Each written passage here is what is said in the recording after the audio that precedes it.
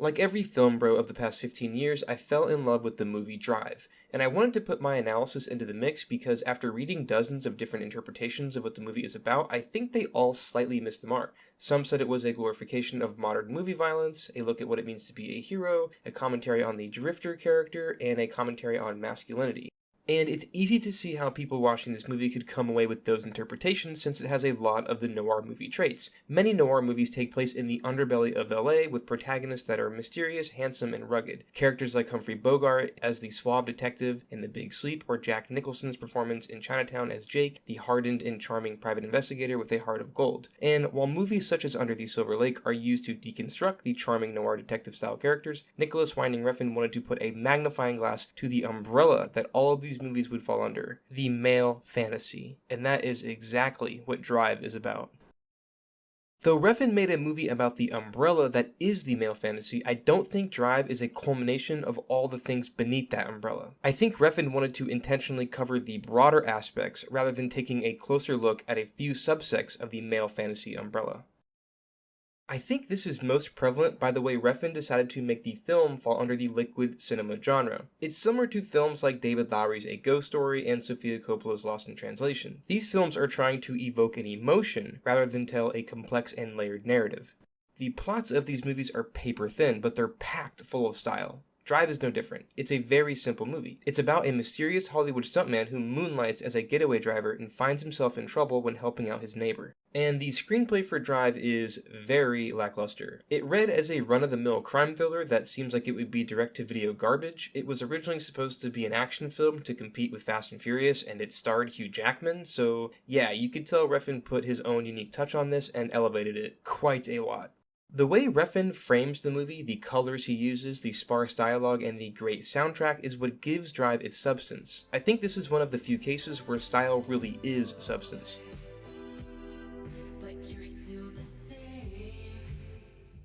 That is Refn's intention. Refn just wants to evoke an emotion of the male fantasy. I think this is shown by having the protagonist unnamed and referred to simply as Driver, and having Driver not openly display many of the characteristics of the same noir-type characters I mentioned a minute ago. Instead, Driver is more quiet and reserved, lacking unique character traits. This decision allows the audience to self-insert into Driver's character and experience the feeling of the male fantasy.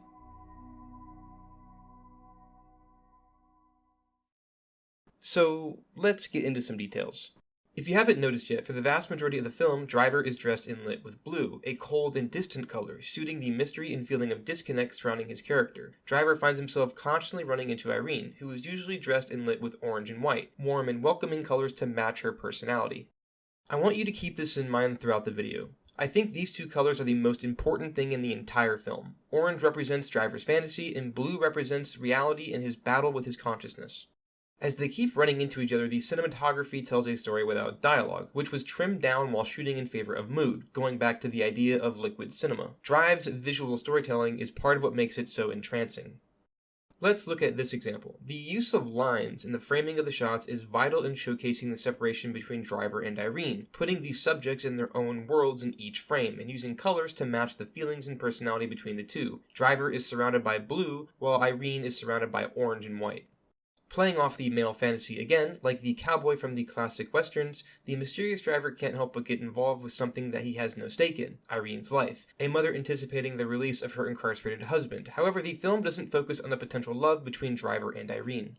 When Irene's husband comes back from jail, it throws a wrench into the girl next door fantasy, so the focus shifts to Driver's consciousness, having him alone in his apartment lit in blue. His fantasy is hoping Irene sees him the way that he wants her to see him. That's why Irene is lit in orange, and the soundtrack plays, conveying what Driver hopes Irene is thinking.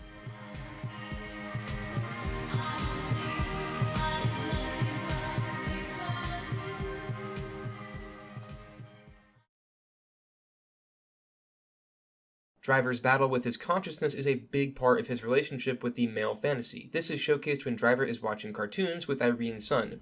Is he a bad guy? Yeah, How can you tell? because he's a shark. There's no good sharks? No? Driver himself is a shark, not afraid to kill and get his hands dirty. Driver sees himself as the hero of this story, willing to go to any lengths to keep the people he has grown fond of safe. You're gonna take me to him right now. Driver doesn't have a motivation to help Irene or her husband. He doesn't accidentally get involved with Nino and Bernie Rose, two crooks who Irene's husband is indebted to. Driver gets involved because he's a shark, unable to escape his violent nature and wanting to fulfill his male fantasy.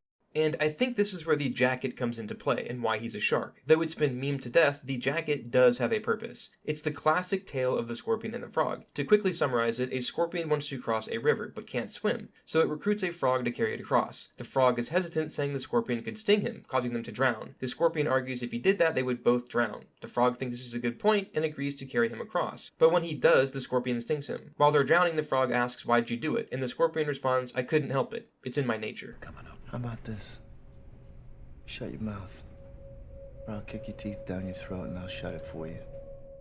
He is the scorpion and the shark, but he thinks he is a good shark. Violence is in Driver's nature. His day job is dangerous. His involvement as a getaway driver is dangerous, and he gets involved in the dangerous crime scene in the underbelly of LA. The use of setting is vital in showcasing the mood and feeling Refn is trying to communicate to the audience. The crime-ridden underbelly of Los Angeles at night, accompanied with the synthwave soundtrack, paints a perfect picture of the cold and stark world Driver is involved in, but doesn't want to be involved in.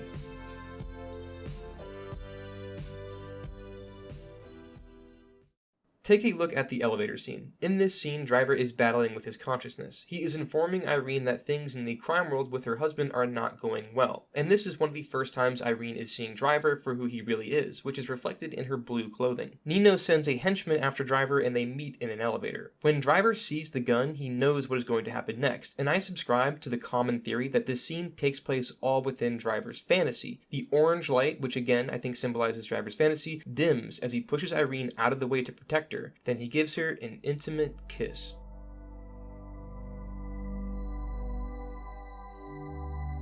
The orange light then returns to normal as Driver begins to fight the henchman, and Irene, dressed in blue, is observing the excessive and gruesome violence that is within Driver's nature. The ending of the scene shows what Irene thinks when she sees Driver for the shark and scorpion that he really is. The parking garage is lit in blue to match her outfit to indicate her feelings of distance and disconnect from Driver's fantasy, who is backlit with orange. The elevator doors then close on Irene as orange overtakes the frame, showing Driver looking remorseful, battling with his consciousness as he knows Irene is scared of his true nature.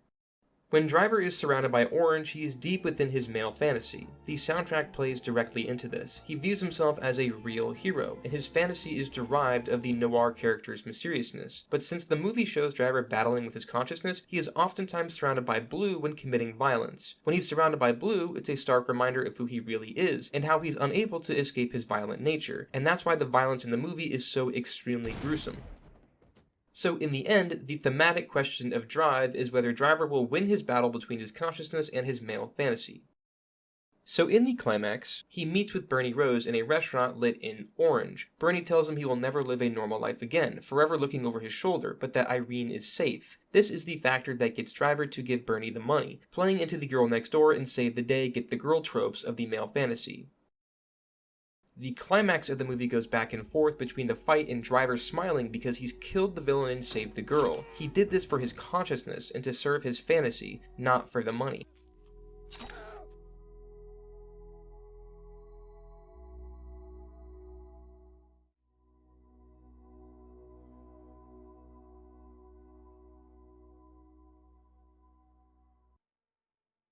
He leaves the money behind, lit in orange, and the soundtrack slowly comes in.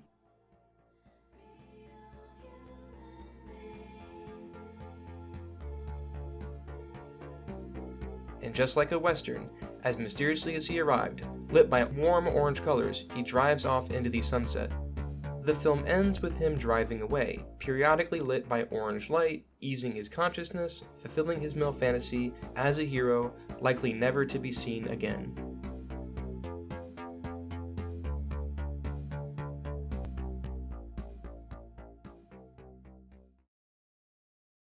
I found that many of the criticisms of Drive are that it's too slow, boring, it's about nothing, it has Twilight levels of awkward staring with no dialogue, and if you find yourself in that camp, I would suggest watching the film again through the lens of the male fantasy and see if that enhances it in any way. If it doesn't, feel free to say what my friends tell me, that I'm stupid and my taste is trash and I should feel bad.